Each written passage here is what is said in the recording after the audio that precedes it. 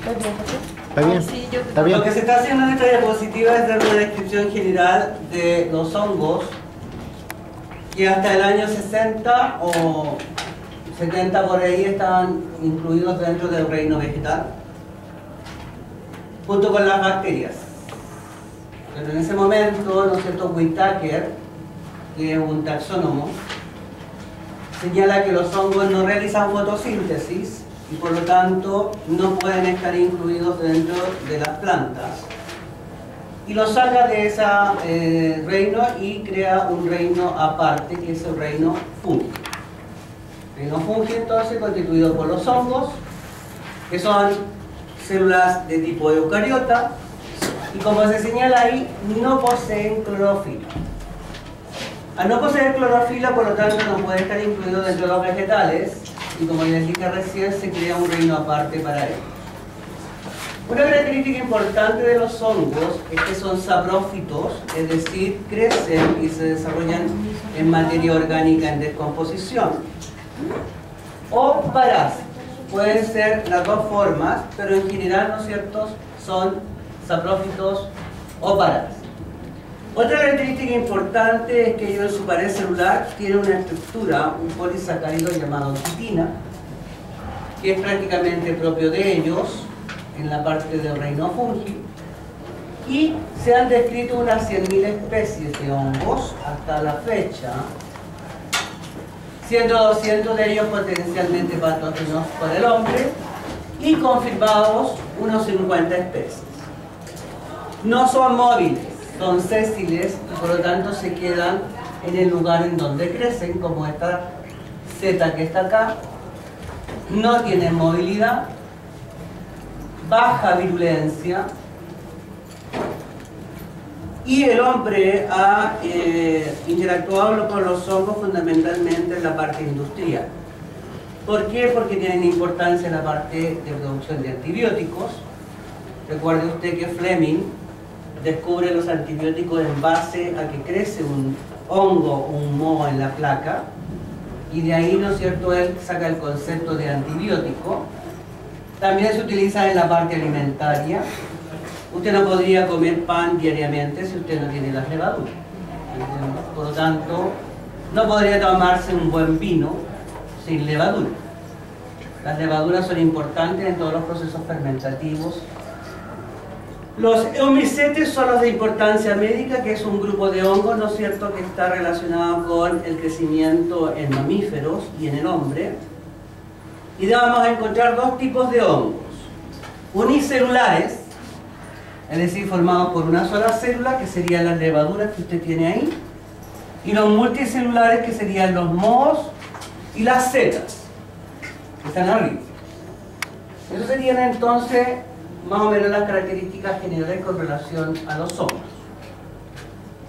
En esta diapositiva lo que usted ve acá es una placa creciendo una levadura. No confundir con colonias bacterianas, por favor. Y por otro lado hay que señalar que los hongos crecen en medios especiales para hongos. No quiere decir que no van a crecer en un agar nutritivo, ¿no es cierto?, pero ellos se hacen crecer en medios especiales para hongos, que seguramente ustedes se lo van a enseñar en el laboratorio. Una levadura bajo un proceso de tinción, que generalmente se tiñe de tinción de gram positiva como esta que está acá, y aquí usted tiene a la levadura reproduciéndose a través del proceso de la yemación. En este otro lado usted ve 3 colonias de mohos. Esas colonias son diferentes, por lo tanto son 3 tipos diferentes de mohos o de hongos. Y acá usted ve parte de eso puesta en una preparación húmeda en el microscopio para observar las hifas, que son las estructuras básicas mediante las cuales los hongos crecen y se desarrollan. ¿Cifas? Hifas. Hifas. Con H. Hifas, que son las ramificaciones, ¿no es cierto?, que los hongos tienen y que se pueden incrustar en el sustrato. Y podemos tener hifas vegetativas que solamente se asientan en el sustrato para poder alimentarse, y las hifas aéreas, que van a tener que ver con la parte reproductiva. Lo que ve usted ahí son esporas que son el medio mediante el cual los hongos se reproducen. Bueno, aquí están haciendo una comparación entre bacterias y hongos. En general, la diferencia es, para que ustedes lo sepan, que este es un eucarionte y este es un procarionte, ¿no? Y las características importantes es que este tiene todas las estructuras correspondientes a una célula eucarionte básica, en comparación con una bacteria que no las tiene. Bien, veamos la estructura del hongo, cómo está constituido. Conserva las características de las células eucarióticas, como les dije anteriormente, ¿no? Tiene todas las características de una célula eucariótica. Sin embargo, lo que diferencia a esta estructura es que tiene una pared celular rígida, formada por polisacáridos, polipéptidos y quitina. Esos son los tres polisacáridos importantes que van a tener adosados a su estructura y que lo van a diferenciar de otro tipo de estructura vegetal, eucariótica, perdón. Ahora, el principal esterol de la membrana, que va a constituir parte de la estructura de la membrana celular, es el ergosterol. Eso también lo distingue en la estructura de conformación molecular al hongo. Proteínas, glucano, la quitina que le había señalado recién, y posteriormente la membrana plasmática que ustedes conocen, ¿no es cierto?, lipoproteica, y con la estructura de, en vez de tener esterol, tiene ergosterol, que es la diferencia. Bien, aquí estábamos viendo lo que yo les señalaba recién. La unidad básica de un hongo es esto, que se denomina hifa, que crece, ¿no es cierto?, y se ramifica en el sustrato, ¿no?, para, a partir del sustrato, por medio de la absorción, porque absorbe los nutrientes, puede, ¿no es cierto?, entonces nutrir al hongo completo. Se entrecruzan entre sí y van a formar, ¿no es cierto?, una estructura como esa que está ahí, que es un moho, ¿no es cierto?, en crecimiento. Ahora, las hifas pueden ser septadas, presentar un septo, como ese que está ahí, y cuando un hongo tiene este tipo de septo, se dice que es un hongo de tipo superior. Y no puede presentar septos, como esta que está aquí, se dice que esta hifa pertenece a un hongo de tipo inferior. Por lo tanto, hay una diferencia, y los taxónomos o los micólogos diferencian a los hongos en hongos superiores y en hongos inferiores. Al mirar al microscopio, si presenta una hifa septada, ya lo clasifican como un hongo superior. Si no la tiene, como un hongo inferior. ¿Ya? Ahora, septado es eso. Cenocítico, eso. No presenta hifa. Las hifas que están directamente relacionadas con el medio, como ya le había señalado, van a tener, ¿no es cierto?, el objetivo de absorber nutrientes y se denomina micelio vegetativo. Por tanto, si observamos en este hongo, permiso, este es el micelio vegetativo, el que está incrustado en el sustrato. Y a este se le denomina micelio aéreo, que es perdón, aquel que tiene que ver con la reproducción. Entonces, micelio vegetativo se eleva hacia la parte aérea a través del esporangióforo, que sería esta estructura, esporangióforo, para terminar en una estructura llamada esporangio, en donde en el interior del esporangio se encuentran las esporas. Cada una de esas esporas que se disemina, ¿no es cierto?, cuando se mueve esta estructura por el viento, disemina al hongo en el medio ambiente y por lo tanto puede colonizar gran cantidad del medio ambiente y poder crecer y desarrollarse. Aquí está descomponiendo un pan, ¿no es cierto?, en donde usted sabe, por ejemplo, cuando compra estos panes de molde, cena, le dicen usted lo tiene que consumir antes de tal fecha. Si usted no lo consume antes de esa fecha y le pasa al día siguiente, usted va a ver horrorizada que todo el pan está lleno de hongo. Porque se pasó, se caducó el tiempo y el pan se lleno de hongo. Ahora esos panes de molde tienen un tiempo de durabilidad, pero pasado ese tiempo el hongo aparece y lo descompone. Una de las principales funciones que tienen los hongos en la naturaleza es descomponer la materia orgánica. Por lo tanto, junto con las bacterias participan asiduamente en los ciclos biogeoquímicos. De acuerdo con los estudios que se han realizado, dicen que los hongos son los últimos que van a apagar la luz en este planeta el día que desaparezcan todos los seres. Son los últimos que van a desaparecer. Por lo tanto, el micelio, como dice ahí, se infiltra en el sustrato. Ahora, ¿qué hace el hongo? El hongo tiene una gran potencialidad que no tienen otros seres vivos. Una gran potencialidad de una biodiversidad de enzimas. ¿Ya? Esas enzimas le permiten colonizar sustratos que otros seres vivos, ni siquiera las bacterias, pueden colonizar. Por ejemplo, el tronco de un árbol. El tronco de un árbol está formado por celulosa. La celulosa es un polisacárido altamente complejo y muy difícil de biodegradar. Sin embargo, el hongo llega, se instala ahí y crece. Por lo tanto, en el proceso de descomposición de un árbol cuando cae en el campo, ¿no es cierto? Usted ve, lo pasa a ver, está pudriéndose. Pasa un año después y dice, ha desaparecido el árbol. ¿Por qué? Porque el hongo junto con las bacterias, ¿no es cierto?, y toda la microfauna que forma parte del suelo, hacen que esa estructura vuelva a ser materia de tipo inorgánica para que entre en el proceso de los ciclos biogeoquímicos. Entonces recuerde, tenemos micelio septado, hongo superior, micelio no septado o cenocítico, hongo inferior. El micelio es vegetativo y aéreo.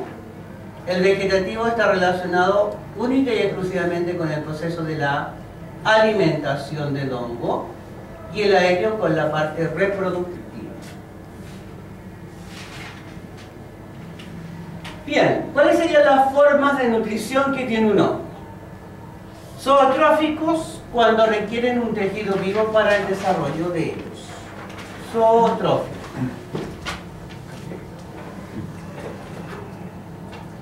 La segunda clasificación sería de ser necrotrófico, en donde van a utilizar compuestos orgánicos derivados de animales vertebrados.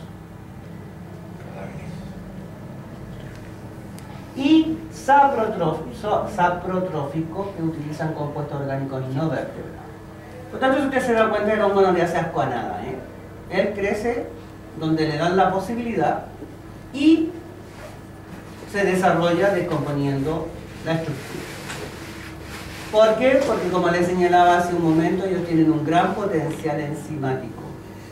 Por eso que la industria, sobre todo la industria farmacéutica y todas las industrias, por ejemplo, de la celulosa, han buscado asiduamente en la naturaleza diversos tipos de hongo, como usted va a ver posteriormente en el video, en donde los hongos tienen una gran importancia de tipo industrial. En cuanto a su reproducción, tenemos que decir que el hongo puede tener una reproducción de tipo sexual, en donde se dice que esa reproducción que está acá es teleomorfa o teleomorfo y es perfecta. Por lo tanto, el hongo se caracteriza por realizar una meiosis en donde los núcleos de una hifa positiva y una hifa negativa se unen, porque en los hongos no se habla de sexo, se habla de hifa positiva y se habla de hifa negativa. Cuando dos hongos de la misma especie, que tienen diferentes hifas, una positiva y otra negativa, se encuentran en el mismo sustrato, pueden fusionar sus hifas posteriormente realizan un proceso de cariogamia, que es unión de fusión del núcleo, intercambiar información genética y posteriormente dar origen a un hongo recombinante. Y eso sería una reproducción de tipo sexual por meiosis.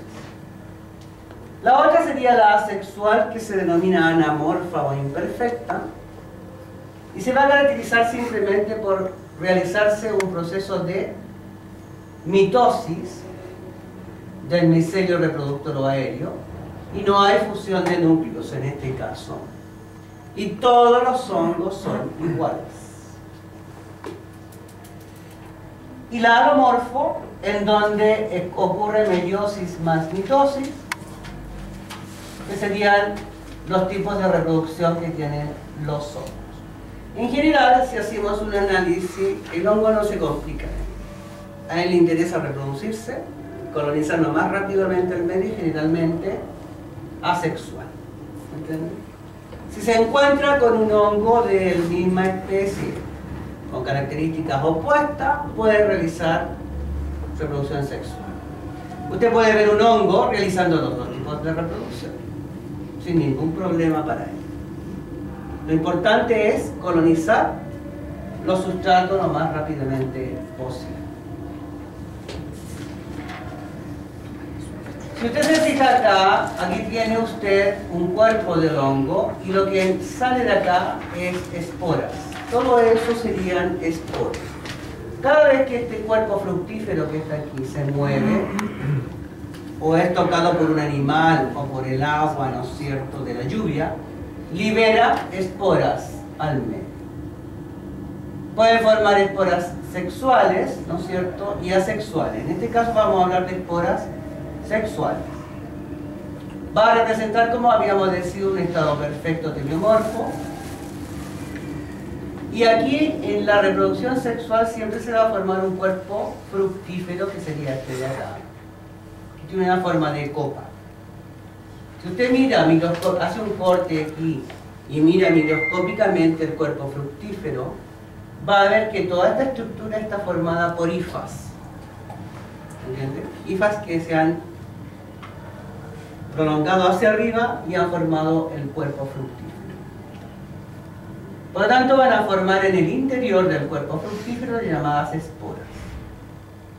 De acuerdo con la especie, las esporas sexuales van a recibir el nombre de cigosporas, ascosporas y bacilosporas. Esto de aquí se denomina asca, que tiene una forma de copa.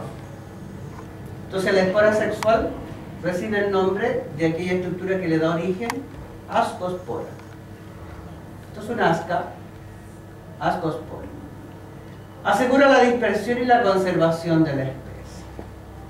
Por lo tanto, usted puede caminar por el campo y ver una gran cantidad de hongos ahí, y cada uno, ¿no es cierto?, reproduciéndose. Sí, no se entusiasme con andar colectando cualquier hongo para comérselo, porque ahí sí que puede tener un grave problema. Acá está este hongo. Fíjese usted que este tiene hifa positiva y este negativa.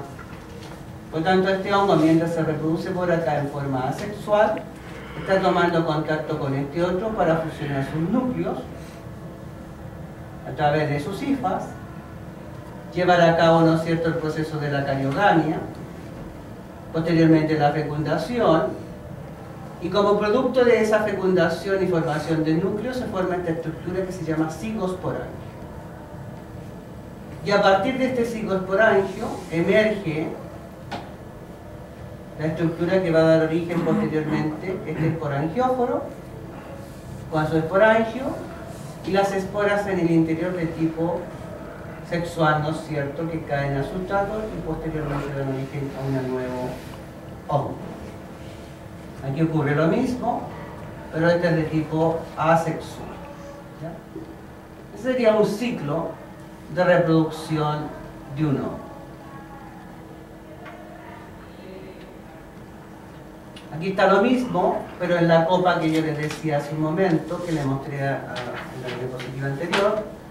Aquí adentro están las hifas, Y cada hifa, ¿no es cierto?, va a empezar a reproducirse y a dividirse en el interior por cariogamia. Si está realizando el proceso de la reproducción sexual, cariogamia, se fusionan los núcleos. Posteriormente hay una meiosis, en donde toda la estructura, ¿no es cierto?, se divide y da origen a las esporas o ascosporas, que generalmente en cada asca se encuentran 8.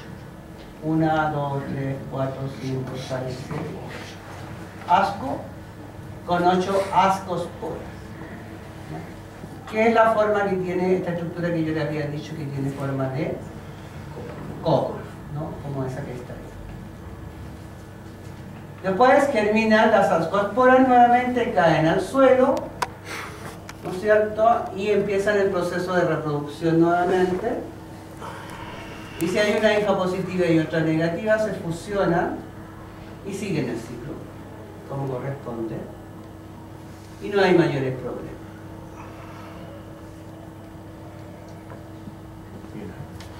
Los ascomicetos se van a dividir como hongos filamentosos contaminantes de tipo ambiental. Aquí usted tiene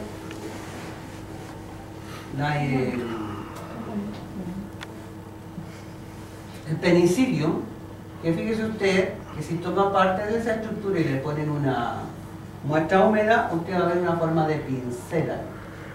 Por eso le llaman penicillium. Esta es la colonia del moho, que ha crecido sobre un sustrato. Usted toma parte de esa estructura. ¿Usted ya hizo este laboratorio? No, cuando le enseñe le van a pasar colonias de moho. Usted va a hacer una preparación húmeda y se ve esta estructura. Usted dice que es un penicillium. ¿De ahí sale la penicilina? Claro, de ahí sale la penicilina. Si se fija, este moho tiene un color diferente a este, ¿no? Un moho diferente, una diferente especie. Saca lo mismo y lo mira, y ya esto se denomina Aspergillus. ¿Cuál es la diferencia entre esto y esto? Que aquí tenemos el esporangio, y este es el esporangióforo. Perdón, esporangióforo y esporangio. Y aquí tiene una terminación diferente a esta que está acá. Y aquí estarían las esporas. Esto de acá es otra colonia y pertenece a un fusarium. Usted va a ver la hifa y la estructura que contiene las esporas o esporarios. Estas esporas, estas y estas, morfológicamente no son iguales. Por lo tanto, para los micólogos, una de las características diferenciativas de clasificación de hongo es la morfología. La morfología se refiere a la forma. Por tanto, aquí ya usted sabe que estos son diferentes porque son colonias con aspectos diferentes. Pero si usted se da cuenta, todas son de tipo algodonosas. Parecen algodones teñidos de diferentes colores. Si usted mira eso al microscopio, usted va a ver esta diferencia que es de tipo morfológico. Por tanto, una de las características de caracterización de hongos es la morfología.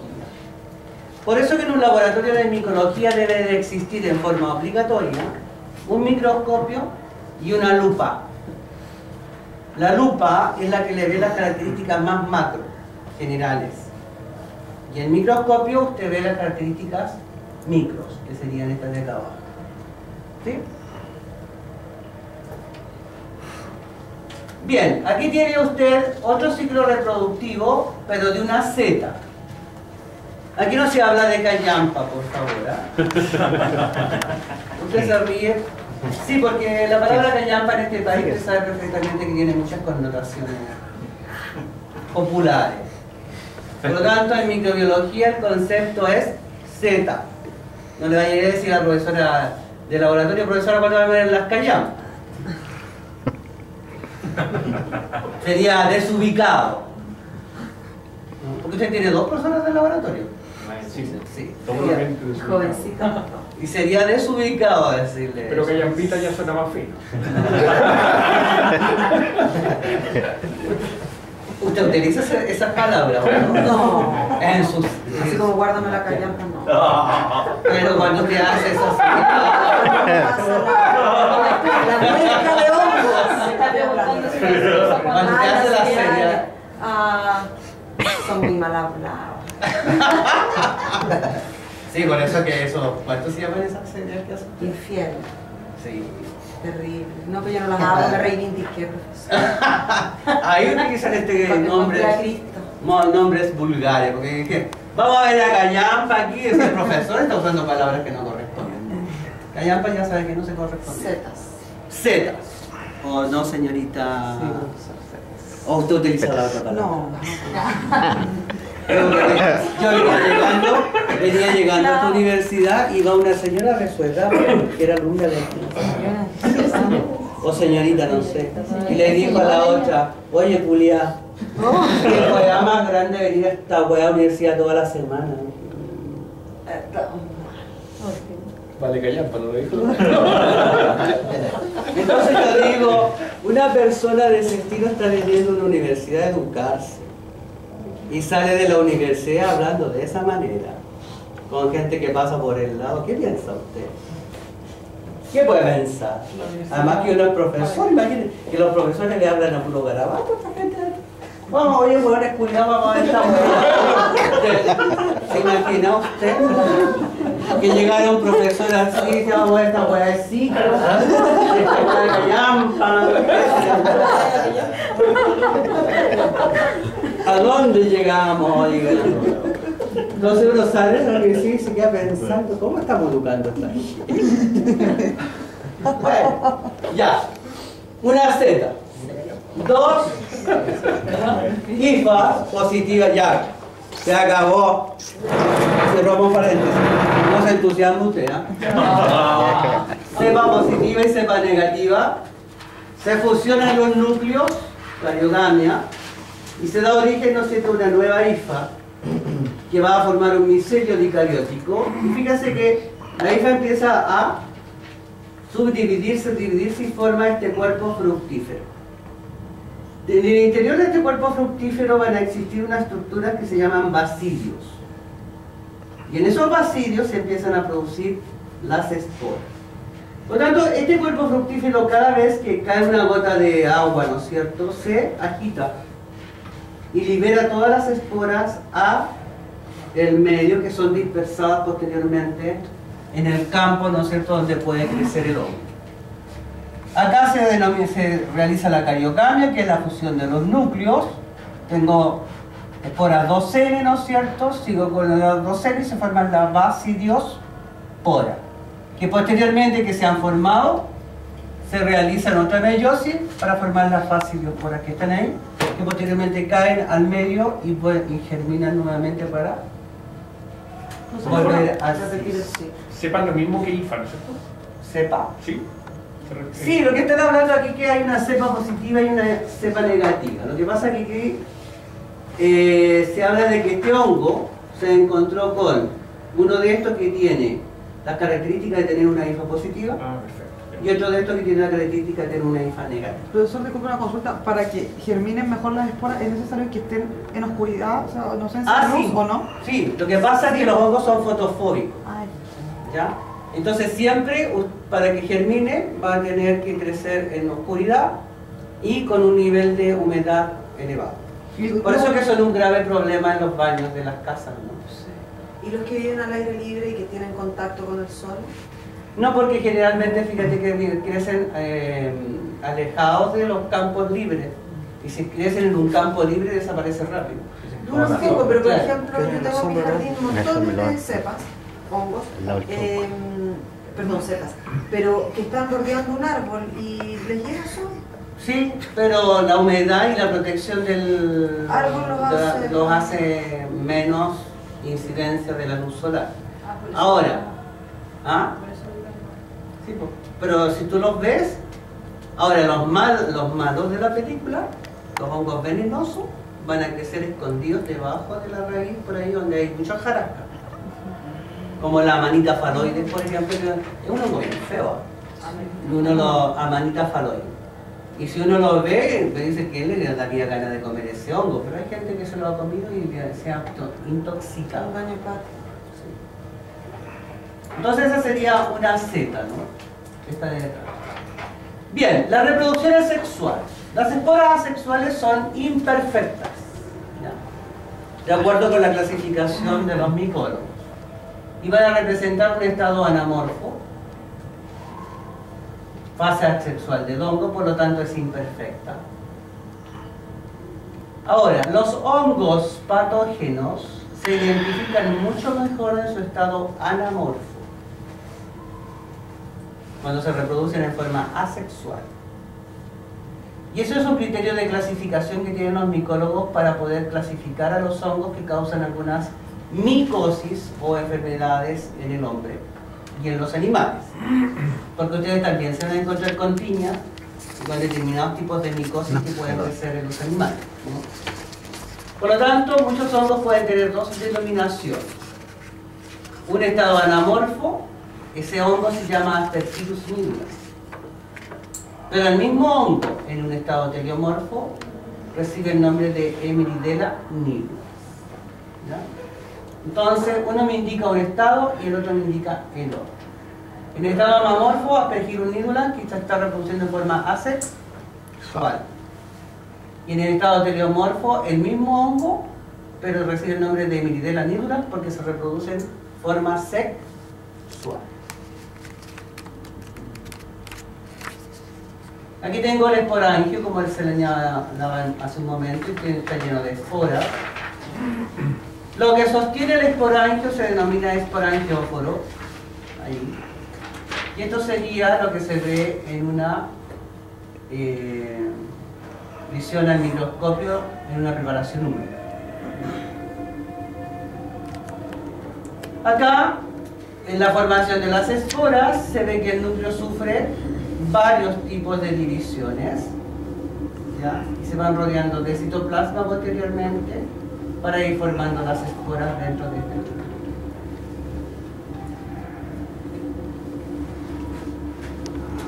En cuanto a su clasificación, vamos a tener los inferiores o cenocíticos. Recuerden que cenocítico significa hifa sin septo. Hifa sin septo. Y aquí estarían los zigomicota, omicota, citridiomicota y mixomicota. Y dentro de los superiores voy a encontrar tres grupos solamente: ascomicota, basidiomicota y deuteromicota. Pero de importancia médica serían todos estos de acá.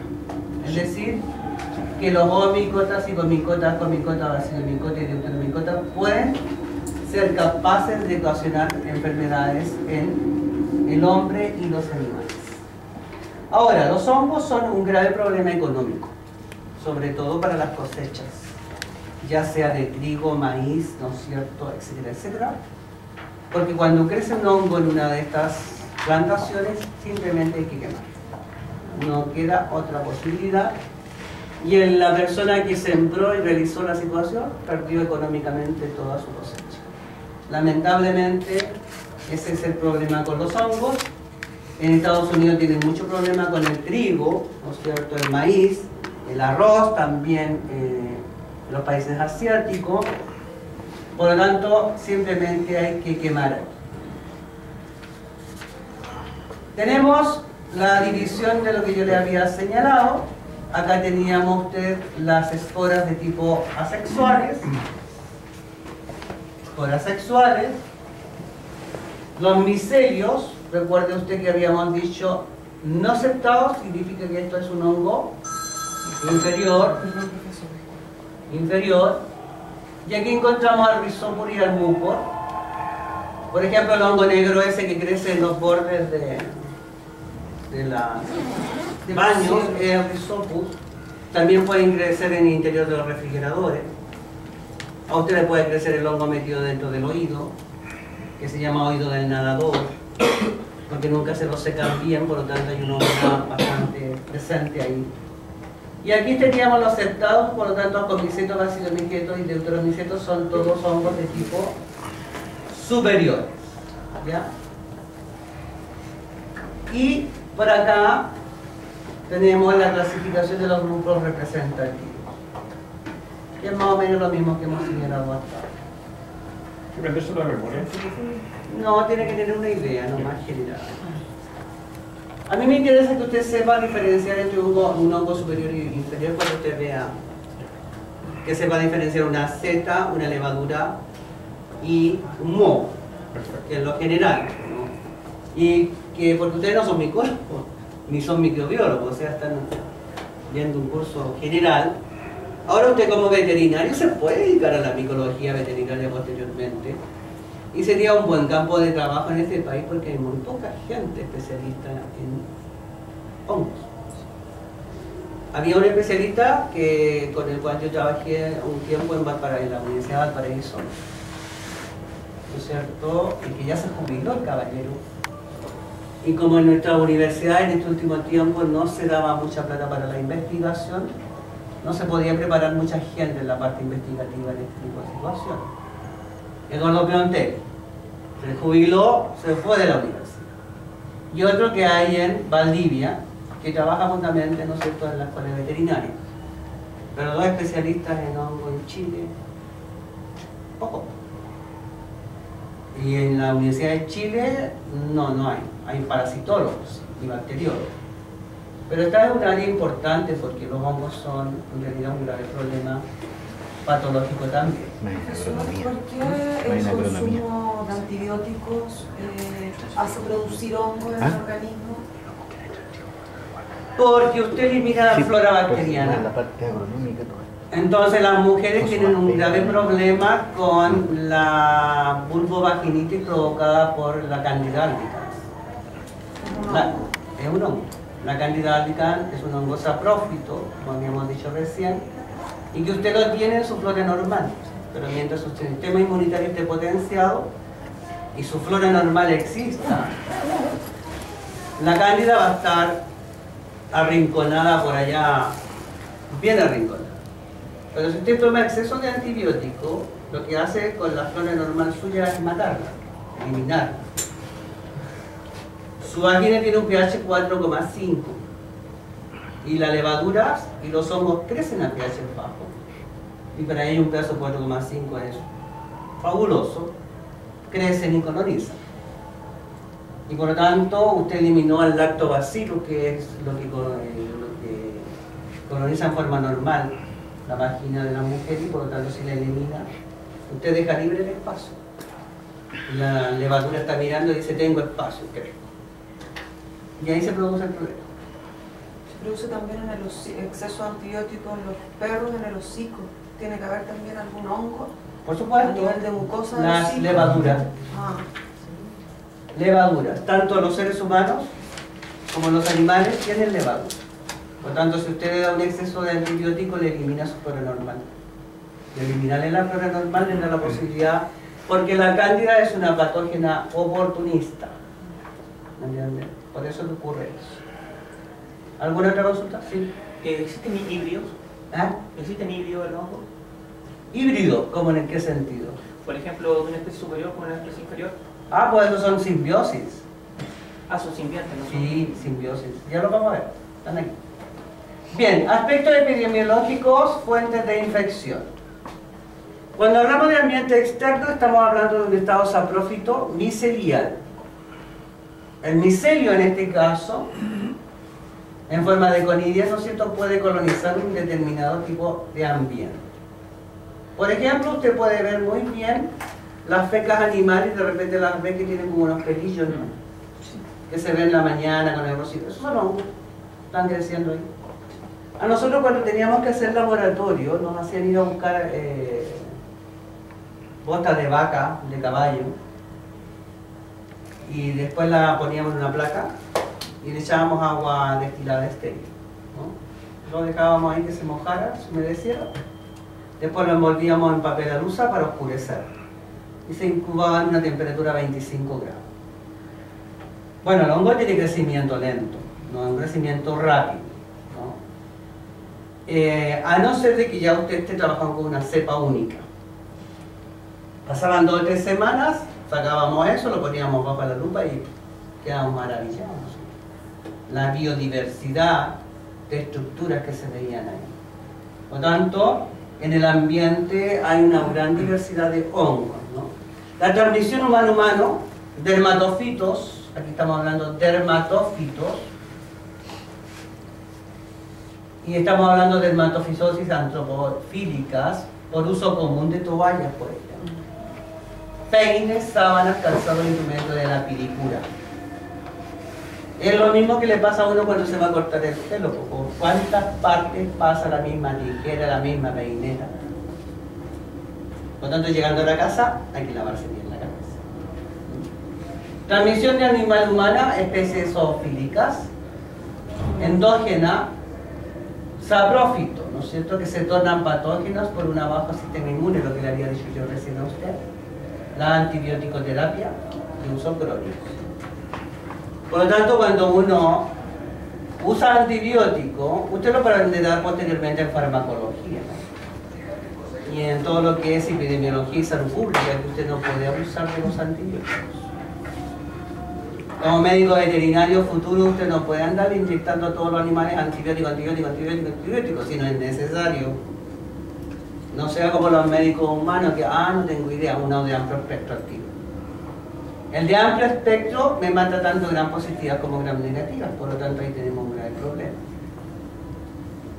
Por lo tanto, no hay que abusar de los antibióticos, ¿ya? Fuente de infección y vías de entrada de los hongos. Generalmente puede ser traumática, en donde heridas con metales profundos, a usted se le incrusta la espora en el interior, ¿cierto? Y después germina.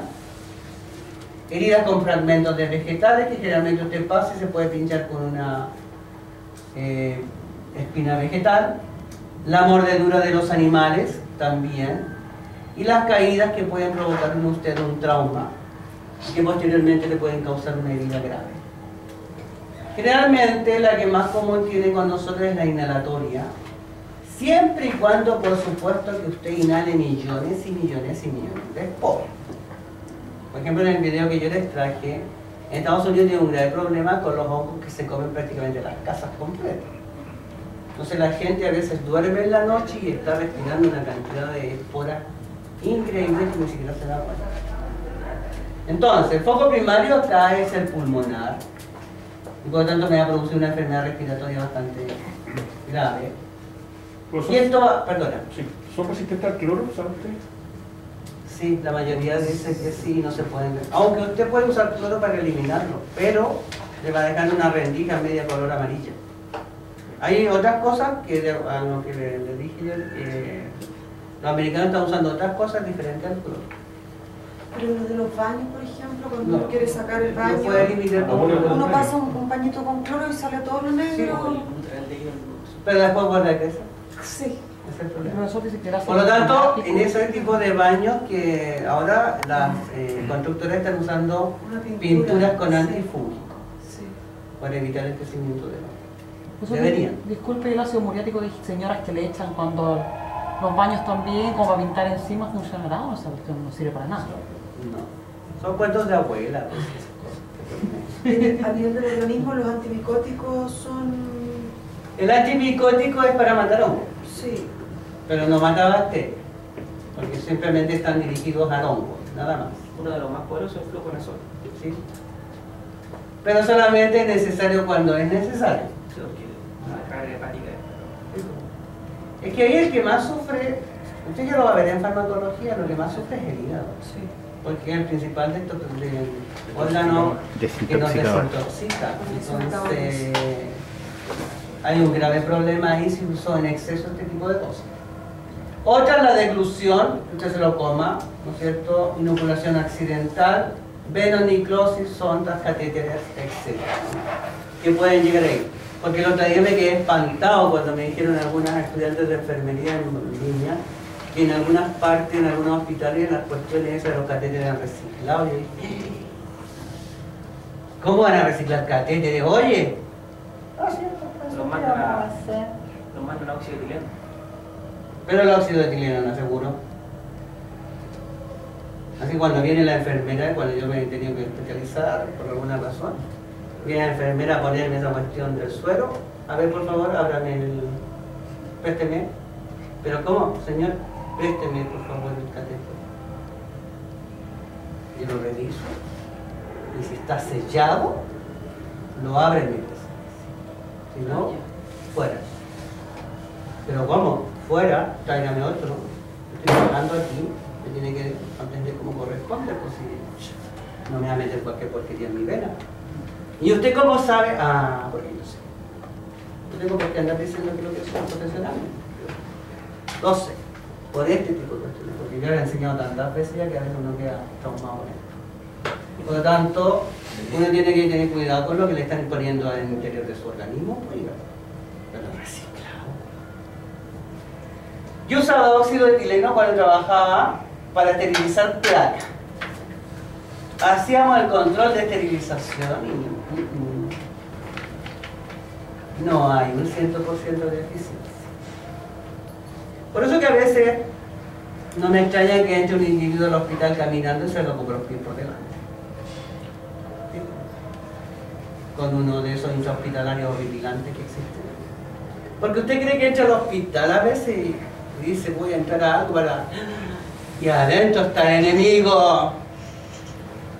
Y el enemigo, pero bien potente. Más resistente. Porque las bacterias están mirando y dicen, mira quién viene ahí. Yo a esa señora la vi. Y viene llegando aquí en ejemplo, no se enoje. Y viene para acá. ¿A quién vendrá esta señorita? ¿Cómo te llamas tú? Pamela, pero no quiero que... La Pamela. ¿Aquí viene la Pamela? ¿Algún problema aquí? Y de repente ven a aparecer esta otra señorita. Mira, ¿cómo se llama usted? La María Elena. Pero a esas dos señoras entonces las hemos visto nosotros también. ¿Dónde? En la universidad. ¿Sabe usted? Las bacterias andan por todos lados. Y entonces vienen por algo y aquí las estamos esperando. Pues los hongos hacen lo mismo. Están distribuidos por todos lados. Profesor, pero hay hongos que no son dañinos, en todo caso, que no se come sin problema. Ah, por supuesto. Peter SP. Al pan se verde del molde, yo igual me lo como. Pero el queso rojo puede ser. Queso azul. Esos son los alucinógenos se pueden utilizar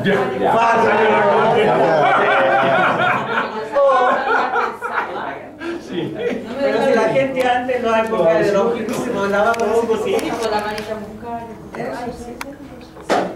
Son de los mismos, solo que tienen tal grado de toxina. ¿Ha probado usted gotecitas de eso? No, ¿Ha probado de eso? ¿No? Bueno, se lo ha probado. No, si no he probado.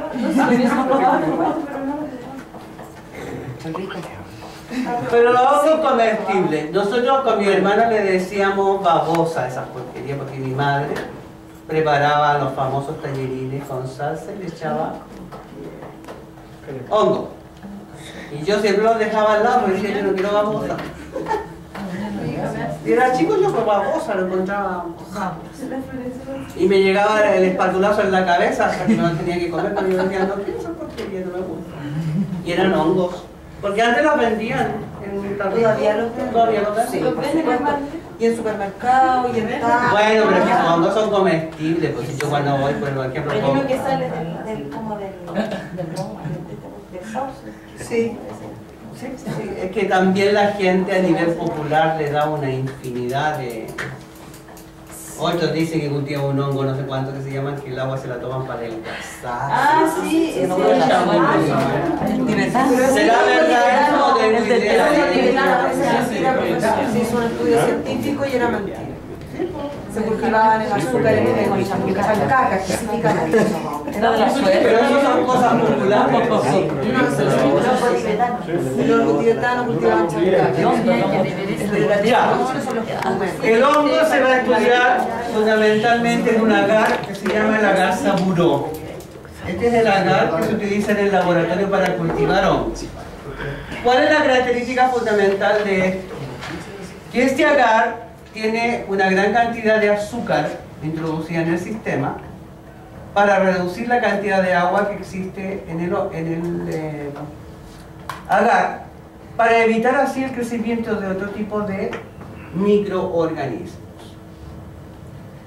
Por lo tanto, usted toma un frotis, lo cultiva y después para estudiar, ¿no es cierto?, la patología del hongo lo manda a hacer una histopatología.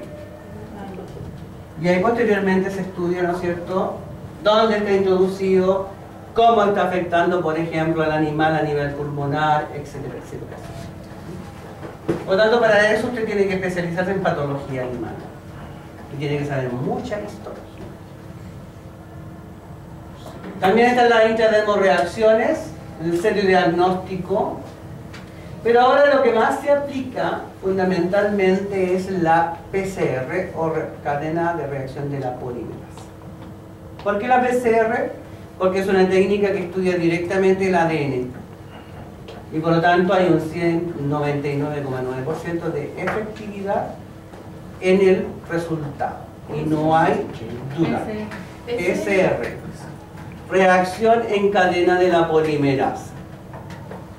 En este país algunos laboratorios la tienen en marcha, como el Instituto de Salud Pública, la tiene que tener, de todas maneras, ¿ya? Y algunas universidades que han realizado proyectos millonarios que pueden tener esa técnica. Es caro. Bueno, en Estados Unidos esa técnica es de rutina. Aquí, carísima. Pero la PCR no se equivoca. Por lo tanto, si usted tiene un grave problema de litigio con un individuo que le dice ese hijo no es mío, usted va y le dice, muestra de ADN, págame al tiro. No hay duda ahí, usted no se puede correr del sistema. Y el violador tampoco. Porque si está dentro del sistema y lo catalogaron, le tomaron la muestra de ADN, semen, listo, frego pistola. No hay duda. Esas son las técnicas que se aplican ahora. Entonces, en microbiología lo mismo se hace con la identificación para las especies que son de hongos, bacterianas, virus, etc. PCR es lo más top que existe en la Tierra, porque mide directamente la luz. Porque hay antimicóticos específicos para cada hongo también, ¿cierto? Claro, también, pero de todas maneras los antimicóticos van a actuar en un rango general contra los hongos, porque todos tienen la capacidad de inhibir su crecimiento. Pero el problema es el siguiente, que para atacar un hongo, uno lo tiene que atacar por fuera y por dentro. Sí. Porque si no, tenemos un problema. Sí, por eso de hecho, por lo menos la cercanía que he tenido yo son oral y además térmico, a través de cremas o de un cuerpo específico. Hay que atacarlo por los dos lados. Y ojalá también exponer a luz solar y a... Claro, para eliminarlo lo más rápidamente Pero posible. son rebeldes, profesora, hay ciertos hongos que son súper rebeldes. Que ese es el pie de atleta. Y el pie de atleta, ¿dónde lo adquiere usted? En los hospitales. En las duchas públicas. Algo que lleva un Jorgito. Pase por aquí al lado, joven. Jorge. Vayan. Teléfono. Entonces, en las duchas públicas donde la gente no toma las precauciones adecuadas. Y al final se contaminan con eso. Con las toallas. Es mejor el gato. No usar las hawaianas esas cuando usted va a los baños públicos, debe usarlas. O llevar las suyas propias, porque nunca se sabe si las otras están también contaminadas. Ya, ¿qué problemas tenemos con los hongos patógenos? Fundamentalmente las alergias. Cuando usted respira, fundamentalmente esporas, usted le puede desencadenar una reacción alérgica. Posteriormente tengo toxinas, en donde puedo tener dos tipos de situaciones. Micotoxicosis, en donde cuando se consumen granos con toxinas de hongos, usted puede tener una micotoxicosis. ¿Por qué? Porque el hongo aparece, crece en el hongo, deposita la micotoxina y desaparece. Ese es un estudio que se hizo en Japón, en este tipo de cosas, porque muchos japoneses llegaron a la consulta médica aludiendo que tenían cirrosis hepática. Entonces, el médico le preguntó, pero si usted vive muy... No, si yo nunca he tomado, nunca he bebido alcohol. Entonces, ¿por qué presenta esta cirrosis? Entonces empezaron a hacer estudios de qué es lo que consumían mayoritariamente. Bueno, el japonés consume mayoritariamente arroz, ¿no? Entonces empezaron a hacer un estudio y solamente a través de cromatografía líquida de alta resolución lograron identificar que el cereal tenía micotoxinas y que eran las micotoxinas las que estaban dañando el hígado de estas personas. Entonces las micotoxinas entran a la circulación. Sí, pues si entra al organismo a través del alimento. Y a los fluidos. Lo digo porque una vez me tocó ver un examen de leche de vaca que estaban siendo alimentadas con grano por harto tiempo y se vieron alterados micotoxinas. ¿Sí? La leche Sí. para elaborar eso. Claro. Se pasa los Pero fluidos. es porque viene del grano y pasa. Claro, después del grano pasa a la vaca, la vaca metaboliza y la elimina posteriormente con exceso. Que todos los granos están Pero contaminados. se daña el hígado. Pero el problema es que ahí... ¿Entiendes? Entonces eso sería una micotoxicosis. Ahora, micetismo es cuando usted consume el hongo y ese hongo es un hongo tóxico. La manita faloide que le había señalado yo recién. Y la micosis sería una enfermedad causada por el hongo, la que ustedes me han nombrado. Sacarse los hongos de encima es complicado, es difícil y sobre todo, ¿no es cierto?, en el área inguinal también crecen porque la gente no se asea bien y no se seca bien después de la ducha. Entonces queda mucha humedad en ese lugar y adquieren los hongos. Acá tenemos una micosis de tipo superficial. ¿No es cierto? Pueden ser superficiales, subcutáneas, diseminadas y oportunistas. Los tipos de micosis con los cuales usted se va a encontrar. Se toma muestra de ahí, se cultiva, bastante feo el hongo. Se hace una preparación húmeda y posteriormente una histopatología.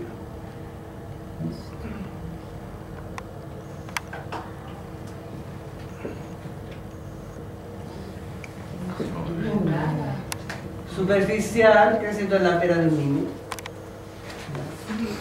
Acá ya está bastante diseminada y está produciendo sangramiento. El rasquido. Acá ya esto ya es como mucho ya, pero bueno, subcutáneo. Ha consumido concretamente toda la parte, ¿no es cierto?, de la cara de este niño. Y aquí también está creciendo bastante. Bueno, ahí dice que se inicia fundamentalmente cuando los hongos porque la gente que tiene contacto con los suelos fundamentalmente y tiene inmunosupresión es la que adquiere mayoritariamente ese tipo de cosas, ¿no? Y esto ya es como, ya es extremo ya. Exacto.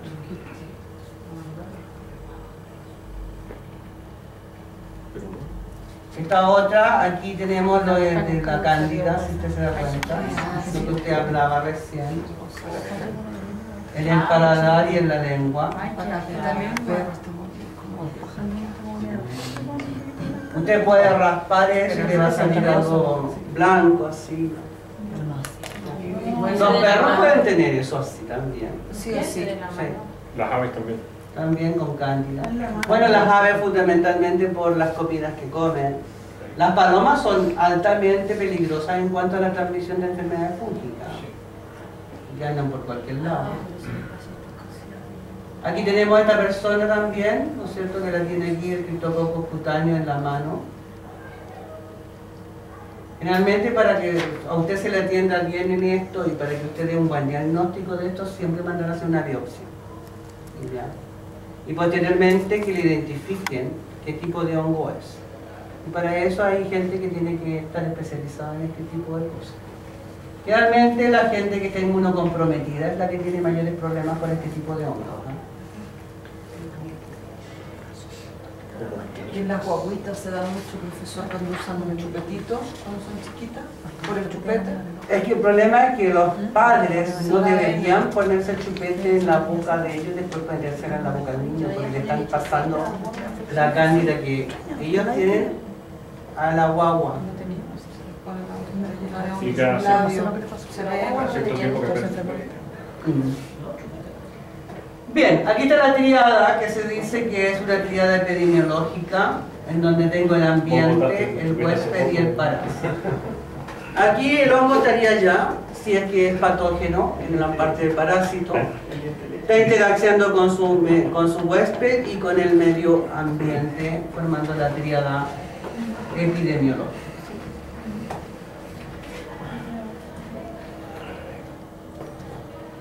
Bueno, ¿qué factores tiene que tener el huésped para evitar fundamentalmente un problema de micología, no? Bueno, tiene que tener un potenciado su sistema inmunitario, de partida. No tiene que andar estresado, debe descansar bien, debe de comer bien, no tiene que tener una historia clínica de enfermedades subyacentes.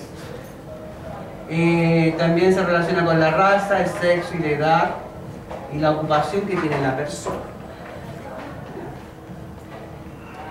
Las hormonas esteroideas, el grupo sanguíneo y antígenos de histocompatibilidad tienen que ver todos con situaciones de predisposición a poder contagiarse con una enfermedad de tipo micótica.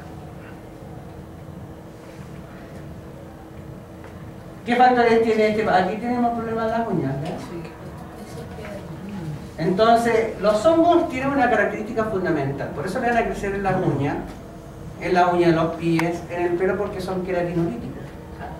¿Entiendes? Tienen una potencialidad de ser queratinolíticos y por lo tanto se comen la queratina. Y esa es una enzima, ¿no? Pueden producir toxinas. Y aquí está lo más característico, que es el dimorfismo. El dimorfismo es una característica del hongo de crecer en forma de levadura y en forma de moho. ¿Entiendes? Por lo tanto, el hongo, si usted lo cultiva a 25 grados, le va a crecer en forma de moho. Es decir, va a formar hifas y micelium.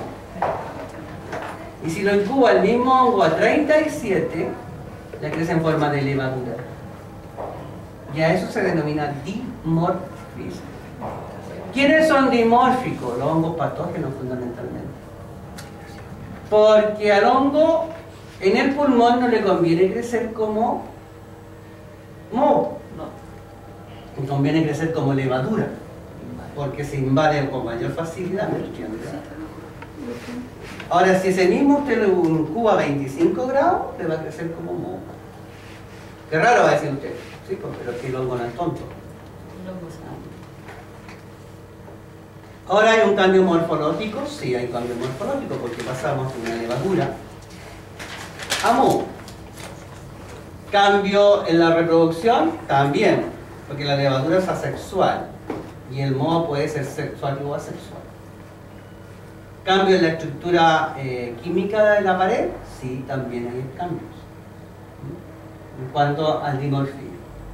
Por eso hay diferencias entre las cepas, en el proceso de la adherencia, en el tamaño de la célula, en los componentes de la pared, tienen que ver todos con el proceso del dimorfismo. Así que no se lo olvide, el hongo dimórfico es aquel que puede crecer. Fundamentalmente el dimorfismo también tiene que ver con la cantidad de oxígeno que existe en el medio y con la temperatura.